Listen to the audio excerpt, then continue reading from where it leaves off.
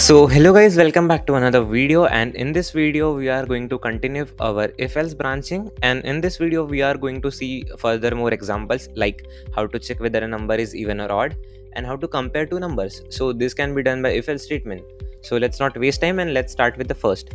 Okay, so let's understand the first question's logic with an example. So for the logic of getting an even number is that when we divide a number by 2 and when we get the remainder as 0, we can say that the number is even. Okay, so we use the modulo operator to code and I'll show you how. So first let's take an input A and let's give it input from system or keyboard. I have told you how to use that input function. Okay, so now let's write the if statement, and we know that if A modulo 2 equal to 0, that is when a number divisible by 2 gives us remainder 0, then we can directly write it is a even number. Okay, so now I'll write even, and in our else we will directly write it is a odd number.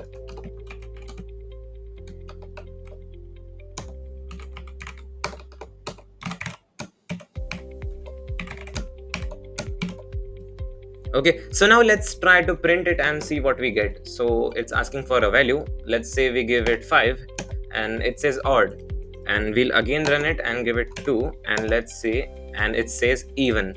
So this is how we completed our first number, even or odd.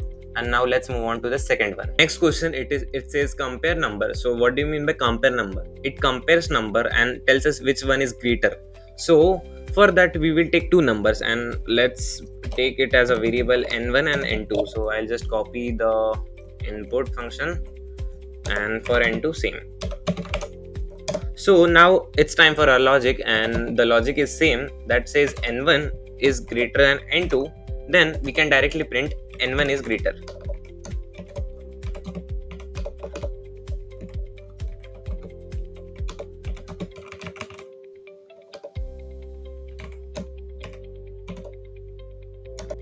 Okay, so here's one more possibility that n1 and n2 can be equal. So what we will do is we will use elif statement and give them as equal. So this will be our second statement, and then we can directly print and both are same. And at last the else remains, and then we can directly print that the other number, that was n2, that will be greater if the above two condition fail. So we will write n2 is greater. Now let's run this and check what we get. So for the first value, let's say we write 10, and for the second value we write 11. So we can clearly see n2 is greater here. Let's run this one more time and let's give them equal. So I'll give 5 and 5, and you can see both are same.